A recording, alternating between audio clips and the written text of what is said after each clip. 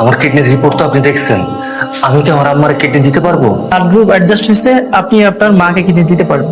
না ডাক্তার, আমার ছেলের কিডনি আমি নিতে পারবো না। আরে আমার তো অনেক বয়স হয়েছে, আর তোর যে সারাটা জীবন পড়ে রয়েছে, আমি তোর জীবনটা নষ্ট করতে পারবো না। দরকার নেই ডাক্তার, আর কিডনি আমার দরকার নেই। এসব তুমি কি কইতাছো মা? শান্ত হও। আমি জানি না তুমি আর কয়দিন বাঁচবা, কিন্তু ডাক্তার যদি কয় যে আমার কিডনি দেওয়ার কারণে এই দুনিয়াতে তুমি একটা দিন বেশি বাঁচবা, তাহলে আমি হাসতে হাসতে আমার কিডনি তোমার দিয়া দিব। মা, আমি তোমার অনেক ভালোবাসি।